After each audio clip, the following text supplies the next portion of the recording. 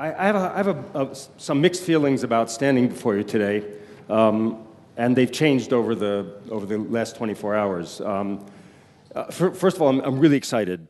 It's the first time I've talked about these ideas with professional peers, and secondly, a lot of what I was going to say 24 hours ago, you've already said, including the last presentation, some of the things. So you've, to some extent, stolen my thunder. I realized that about 12 o'clock last night and spent 2 hours last night and 2 hours this morning rewriting my presentation 2 different times. So I'm going to start off by offering a small prayer to the gods of lecturers to help me interpret the sequence of my slides, and hopefully they'll make some sense, not to mention the content of the slides. But also let me say one more thing about myself when I talk about these ideas. I'm going to sound, because just it's the way I am, I'm going to sound confident about what I say. So right now, I'm going to issue a caveat which says, I may sound that way, but I'm not. I'm totally confident about the fact that I'm not sure about a lot of these things, and no one is sure about a lot of these things. This is still more art than science. Everything that we're talking about is more art than science, and I'll explain a little bit why. Just some quick background about myself, because I don't think some of you are old friends, some of you are people that I've read about and whose work I've admired and used extensively, but a lot of you don't know me. So very briefly, I'm a social psychologist, I confess, by background. I taught at Harvard Business School organizational behavior. I went to Israel, lived there for a total of 22 years, was involved in that whole revolution there as an entrepreneur, as a venture capitalist, and then came back and taught entrepreneurship at Harvard for 5 years and then moved to Babson. I don't study entrepreneurship anymore. What we do is we try to create it.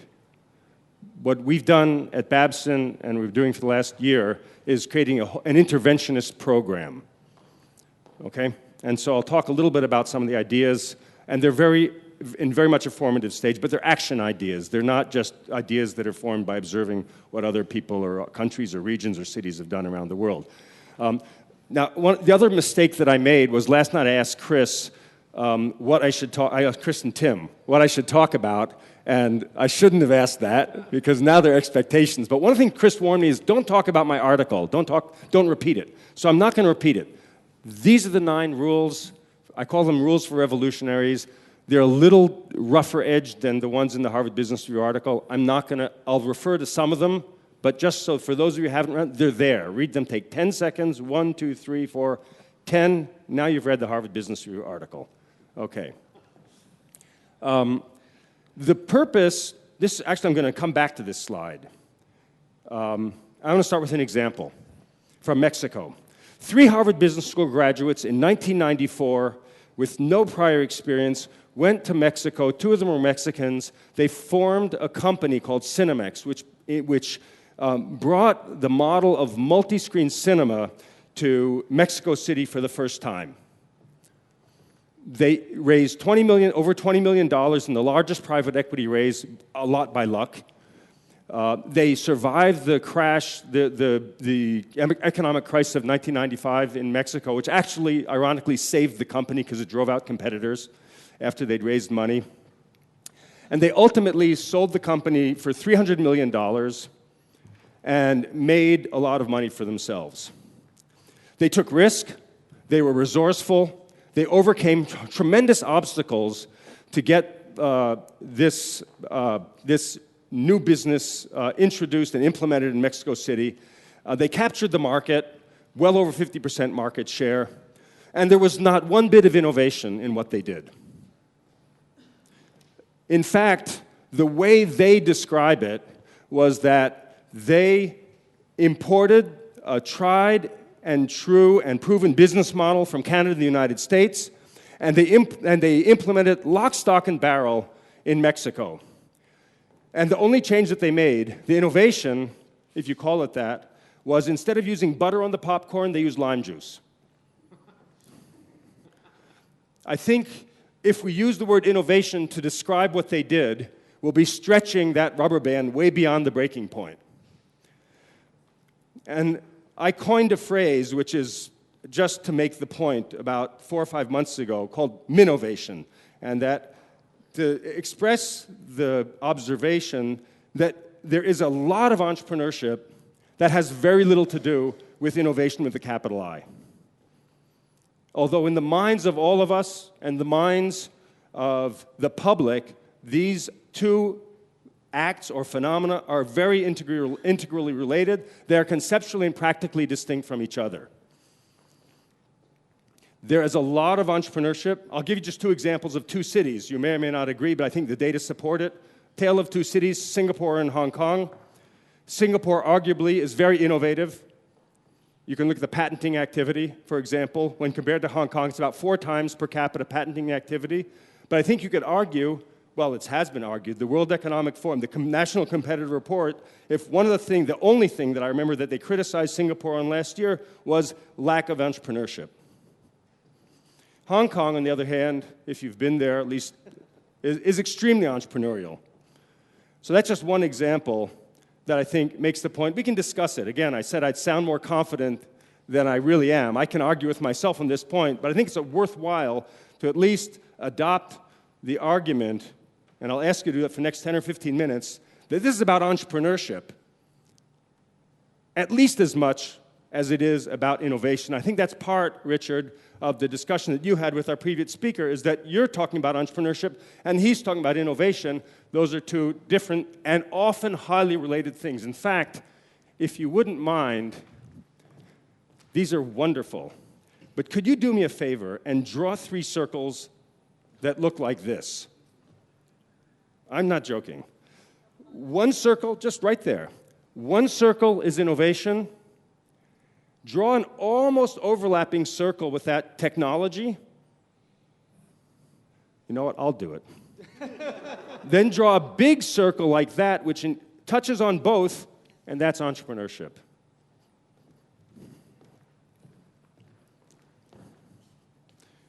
There are union rules here, by the way. Sorry?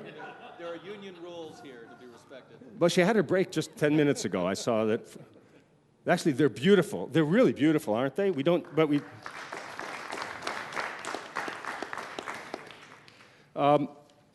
So I'm going to, at least for the next 15 or 20 minutes, say this is about entrepreneurship. And I think one of the advantages of calling it entrepreneurship and not innovation is it's very clear who the actor and actors are, is and are. In innovation, I think you have to work harder. And I think people like Larry can do this extremely well. I can't. But I can easily identify who the actors are in entrepreneurial ventures. And when you're making change, I think it's risky to talk about, oh, Spain should do this, or inertia should do that, or this country or city should do this. Cities are not actors. And if you ask the Prime Minister of inertia, the Prime Minister of inertia said, I can't push buttons and get inertia to do things. That's why it's called inertia. So I think the mission that at least we've set for ourselves, and I propose as a valuable mission for at least our discussion here, is to create societies that could be regions, cities, countries, states, and I agree that entrepreneurship, you said it already, I was going to say it and have this be a great big insight, but you all already said it. There's a very, very local aspect to entrepreneurship, despite the fact, and I've written about it in Harvard Business Review, that entrepreneurship is globalizing in a lot of ways, but there's a part of it, especially in terms of getting the resources, that's extremely local. It's still stone's throw. The old venture capital rule, if you can't hit it with a stone, you can't invest in it. So our mission is to create these regions which sustainably generate entrepreneurial ventures. The framing of the problem in this way has important practical implications, that's lack of sleep.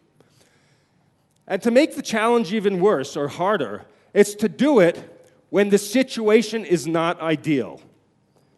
And in fact, if you look around the world and you see the emergence of entrepreneurship, it precedes reform usually. We forget, in Israel, entrepreneurship started bubbling up when the state and labor were well over-involved in the economy. It was when Israel was primarily a socialist economy with socialist values. That's when entrepreneurship started. And then it fed back and created regulatory reform and a whole host of other changes. So let's assume that the situation is bad, not good, when we're starting. Now, I think it helps to reframe this as a production problem. At least it's a useful or interesting approach to take, where what we're trying to do in any given region is create an assembly, it's not an assembly line, it's a production process, which ends up in creating what we could call our successful ventures. Let's not worry about what success means right now. It's hard to define, but we all know it when we see it. And there's this production line which starts off with basic capabilities, goes through what I call the entrepreneurial choice, and then goes through processes of growth. When it works, it goes through processes of growth. And there are players that come in and players that go out. But let's just take this as our basic frame right now. And then I think all of us know that when success is achieved in the entrepreneurship, as entrepreneurs, when success is achieved, it has tremendous feedback or spillover or feedback effects on lots of different dimensions. And just a few of them here, it's inspiring to see the successes. The successes create wealth, and some of that wealth goes back into the production process, and it creates experience. People who know things, who become board members, who become advisors, et cetera, et cetera. By the way, one of the reasons that this works, is this real, this number? Okay. One of the reasons this works is that entrepreneurship is addictive. It's a highly addictive disease that, worse than that, it's a disease that once you get it, you want to inflict it on other people. You don't keep it to yourself. In fact, in my observation, I don't have any data on this, but I think we can all think of examples. The spillover effects, there are secondary and tertiary spillover effects, way beyond the creation of wealth and jobs and tax revenues and so on. It's human capital of the people who are engaged in this entrepreneurial venture, not just the founders. It's the social capital, and I've seen many entrepreneurs who go off and get involved in social activities. It's the change in values that are created. Some of them go off and become politicians or lobby for political change or become active in industry association groups. And of course, it creates the reputational capital of having a change. So once you frame the problem as a production line with feedback loops, then you can ask the question, at what point does this become self-sustaining? Or more or less self-sustaining? At what point does it achieve escape velocity, so to speak? And I want to make here a bold assertion, just for the sake of argument, and believe me, I can argue with myself on this.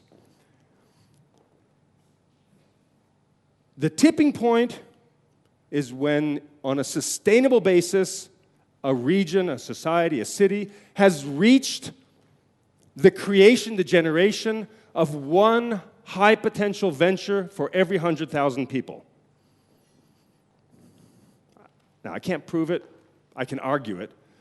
But it's better than not having anything up there at all. In fact, I think in small cities, it's probably closer to 1 out of 30,000. And in large, dense countries or large, dense cities, it's probably higher than 1 out of 100,000.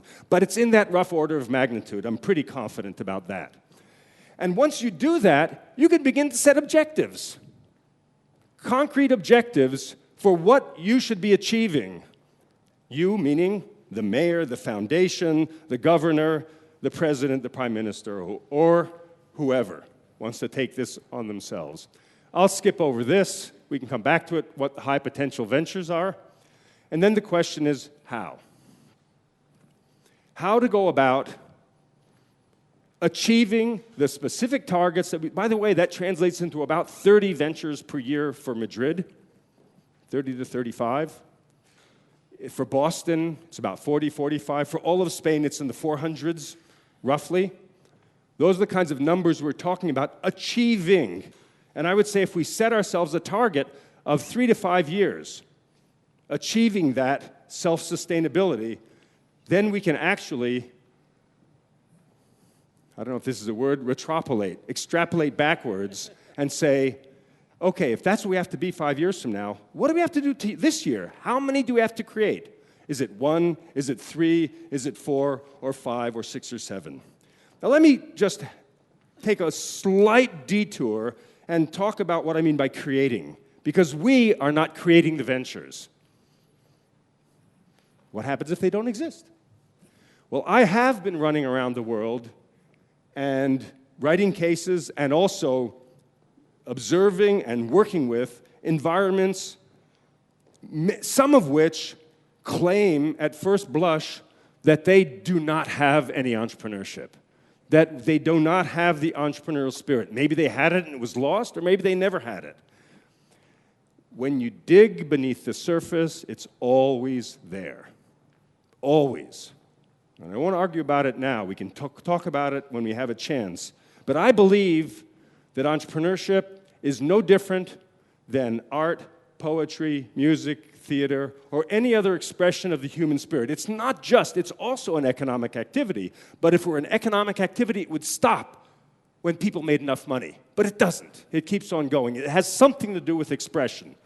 You find it everywhere. And what William Baumol said a long time ago, he said that there's a fixed quantity of entrepreneurship in every society. It just expresses itself differently. I think that's more or less true. You can see it in sometimes illegal activity. You can see it sometimes hidden. You can see it in Saudi Arabia, for example. I ran back and forth between all various places in Saudi Arabia for 6 months. And that's one of the places that claims on the surface of it to be totally devoid of entrepreneurship. And of course it's not true. It manifests itself just as one example of people having other business cards, and so after they work their job and they get off at 3 o'clock or 3:30 in the afternoon, they do real estate brokering or sell used things or so on and so forth. That can be channeled. Another element of the plan, by the way, I'm going to give you an actual month-by-month plan for how to make this change. That's coming up in just 1 second for those of you who can hang on.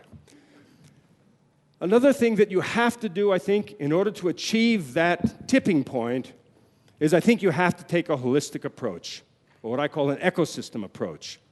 And here's a map, and hopefully you can see at least the big bubbles in there, of the 13 elements that I think make up the entrepreneurship ecosystem. And as you look this over, you say, okay, yeah, I knew that, yeah, I knew that, yeah, I knew that, that's there, okay, that's obvious. Well, and in fact, this is not rocket science. There may be a few things here that aren't typically on our diagrams of the entrepreneurship ecosystem, the OECD and these others. For example, early customers, for some reason, they don't have early customers in the ecosystem. Or, for example, success stories, which I think are also part of the ecosystem. But from the entrepreneur's perspective, these are all of the factors which influence the entrepreneurial choice, the choice to engage in entrepreneurship. As they are perceived, and of course, as they are in reality, that does influence the perception. So there are a few things that are here that are not typically portrayed in these kinds of pictures, but there's another thing that isn't here that is typically portrayed, and that's arrows. A lot of these pictures like to show what causes what. And what I would like to say here is that the reality is so complex that you can't draw them. In fact, what we often think of as the dependent variable, the result is often the cause. Success is as much a cause of all these other elements of the ecosystem as all these other elements are the cause of success. You can only begin to draw those arrows in the context of a very specific situation. I think it's important. You have to come up with some theory of how we create change here in Madrid or Inertia or in Spain or wherever. So what to do?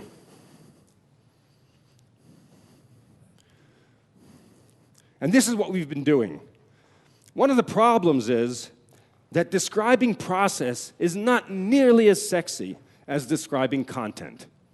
But I think that the process of creating the change, of getting economic actors to behave in certain ways that are different, has more to do with how you engage them than what you tell them to do. In fact, that's even doubly true about entrepreneurs because entrepreneurship is inherently a contrarian activity. The entrepreneur's job, so to speak, is to do what other people don't do or think isn't worth doing or they didn't notice. That's the entrepreneur's job. So it's almost inherently impossible to tell the entrepreneur what to do. That's one of the problems with cluster strategies, by the way. I may have time to talk about that. So in 1 month, the first thing is you get the stakeholders together. The stakeholders are all the people here who represent all these things. You get them together. Many of them don't understand what, by the way, and that could include labor leader, it includes all the obvious suspects, the private, all the different, the private sector is not one thing. You don't have a telephone number, oh, I'm going to call up the private sector. It's a lot of different things. It's family businesses, it's multinationals, it's small companies, it's big companies, it's service companies, it's all kinds of things. You get the private sectors involved. You get the public institutions involved. In one case, we got the church involved. You get the labor unions involved, as painful and as hard as that may be for those of us with capitalist inclinations. Secondly, you have to teach them something about what entrepreneurship is, not what they should do, but how it manifests itself all around the world, de-emphasizing all the beautiful technologies that exist. When I show people examples of all the amazing ventures that grew up without any institutional private equity, or without any equity at all, and without any technology at all, and created huge amounts of value, my students just breathe a huge sigh of relief and say, you know what, I could do that too. I think it's really important to present examples of normal people doing abnormal things. It's not about Steve Jobs. You have to establish governance. I can go into that later because my time is tight. You have to get a team on the ground of what I call entrepreneurship enablers who then go out and can create media campaigns. They can create educational programs. They can try and influence the culture. They can help the government formulate and introduce regulatory reform. They can help the financial institutions form realistic and regulatorily compliant financing programs. That's what the enablers do. The other thing they do is they set 12-month targets. I was amazed as I began running around the world listening to people how many governments and quasi-government organizations had consulting fatigue. I have a shelf. It has all of the 5-year plans.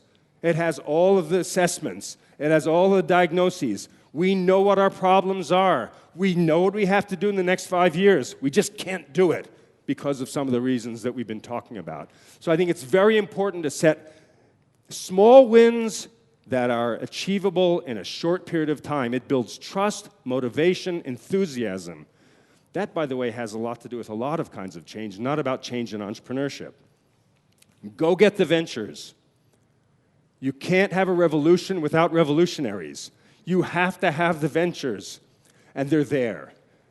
We can talk about it in a few minutes if there's time, but there are ways of getting them to come out of the woodwork, to come forward and say, yes, I want to try, or I have been trying and I need help, or I've been doing it and I haven't been ambitious enough. Get the ventures and then launch a series of experiments. The experiments are in all of these areas. You don't know in advance what's going to work. You have a good idea. What's interesting is that we collectively, we the profession, we know about how to do these things. We know a lot about how to create diaspora networks and how to use multinationals in the service of entrepreneurship. We know a lot about how to bring financing, both traditional, conventional, institutional financing, and non-traditional. We know a lot about the kinds of organizations and how to put them together. We know a lot about culture and how to change it.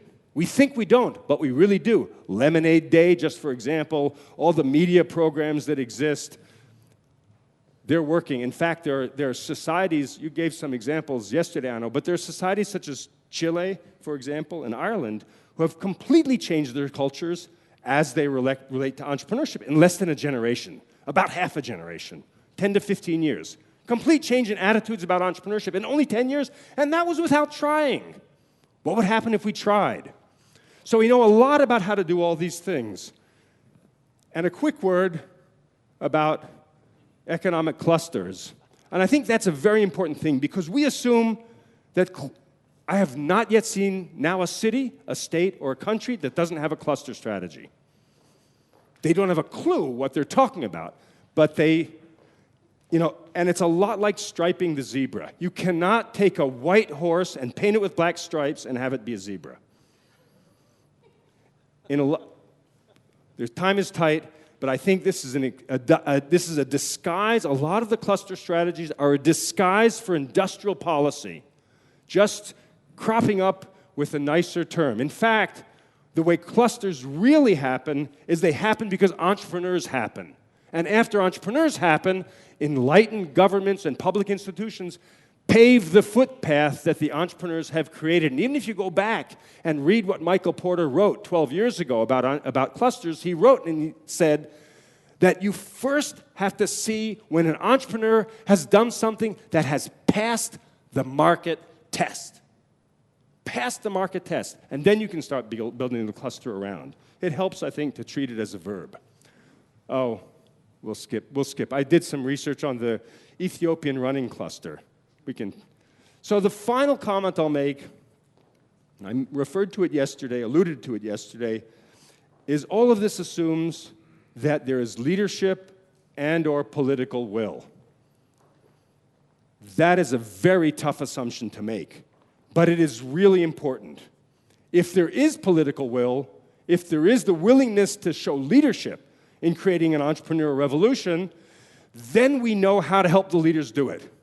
If they don't want to do it, then we can't. Then we have to engage in a different kind of warfare called guerrilla warfare, much more partisan. It just won't work any other way. It may be that we'll identify small pockets. I'll give you an example, Puerto Rico, where we have a big project. Puerto Rico, as small as it is, 35 by 100 miles, very small island. Again, you'll hear people in Puerto Rico say, we don't have entrepreneurs, we don't have the entrepreneurial spirit, we don't have entrepreneurship. But there are two regions. One is a municipality and one is called, it's like a county, Caguas, right near San Juan, and Mayagüez, out on the coast, that are hotbeds of entrepreneurship. Whereas just next door, it's, you could say a desert, but that's hard to use that word in Puerto Rico. So with strong leadership, a lot of the barriers fail. So I'll come back to my early caveat and say, despite the fact that I've said some of these things with certainty, partly just to get, I do believe a lot of them, but I'm not certain about them. But I am confident that there are good chances that this will work. I'm confident that we can do more good than harm. I'm confident that we can learn from our mistakes engaging in societies and regions in this way. I know that public institutions spend a lot of money on much sillier ideas than these. And I also know that doing nothing and waiting until everything is sure is absolutely unacceptable. Absolutely unacceptable to anybody. Victor Hugo said once, there's no force as powerful, and no army, in fact, he said, as powerful as an idea whose time has come. I think this is one of those ideas. Thank you.